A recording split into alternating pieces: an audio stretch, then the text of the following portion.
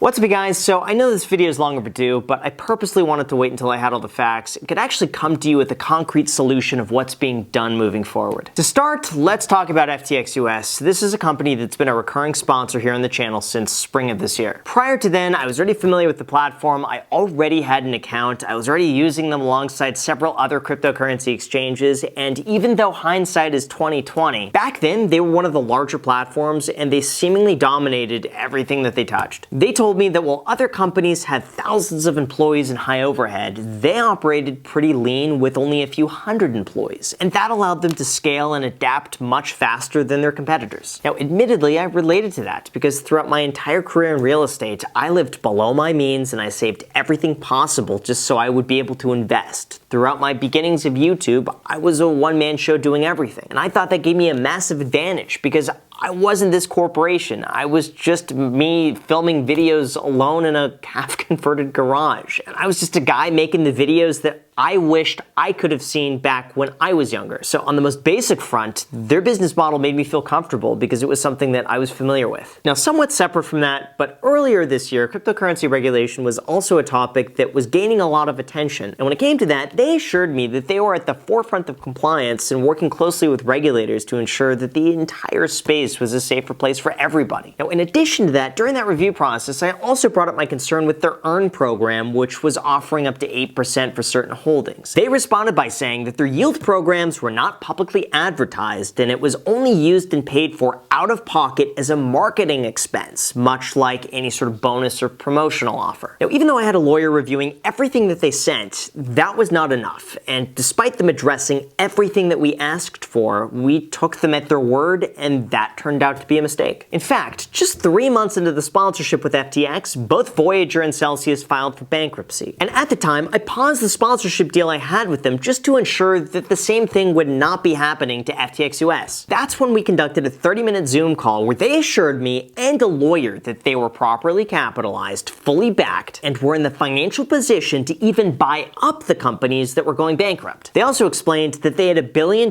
in reserves and were at no risk of defaulting. So I continued my relationship with them under the belief that they were fully compliant and completely backed. However, a few months after that, everything began to crumble down when leaked documents alleged that Sam Bankman-Fried was using customer funds, their parent company Alameda Research was over-collateralized by the value of their FTT token, and within days of this coming out, everything fell apart. I was never given any indication that this was ever the case from all of my prior research that I had done with them. And from the very beginning, their team made it clear that FTX US was a completely separate division from the rest of the parent companies, and they were not connected whatsoever. But that does not appear to be the case. From the moment I became aware of this, I posted a video, I cut my ties with them, and I warned people to get their money off of the platform while they still could. But in the coming few days, withdrawals were eventually frozen and they filed for bankruptcy. Since that moment, I felt misled alongside with everybody else, and I genuinely had no clue that any of this was going on behind the scenes. And it makes me sick to think that I put my trust in this company whose founder was completely keeping people in the dark. As a result of that, I've not only let down myself, but I've also let down everybody who watches my channel as a reliable source of information, and at the end of the day, that is what matters to me the most, more than anything. I've dedicated the last 6 years of my life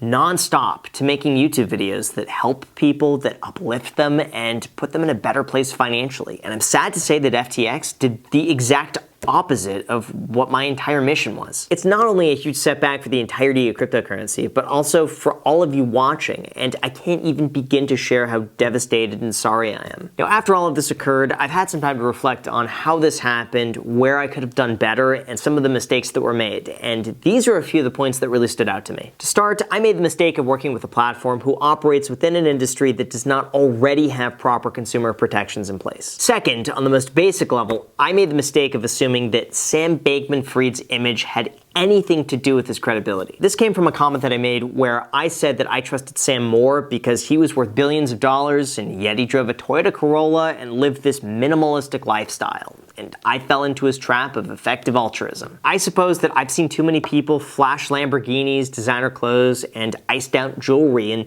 I guess to me it was refreshing to see someone who I thought was beyond that and just wanted to focus on building something of value. On a slightly different topic from all of this, I also want to address established Titles. They sponsored one of my videos posted a month ago, and this is actually something that I had received in the past as a fun gift, so I saw this as a unique way to support an organization that gives back to charity. However, there has been some speculation about their legitimacy. Regardless, I've donated the entire amount that I received to One Tree Planted, so that way, regardless of the outcome, at least a greater cause gets to benefit from this. On top of that, if you purchased an established title certificate using my link, or anybody's link, they have a 60-day money-back guarantee. So if you're unhappy with your purchase and you signed up using my link, you still have another few weeks to get all of your money back. Just follow the instructions on their website, and if you have any difficulty, just reach out and I will do my best to help. Now, as far as how I'm improving my sponsorship process going forward, I'll be ensuring that any companies I work with have the proper consumer protections already in place.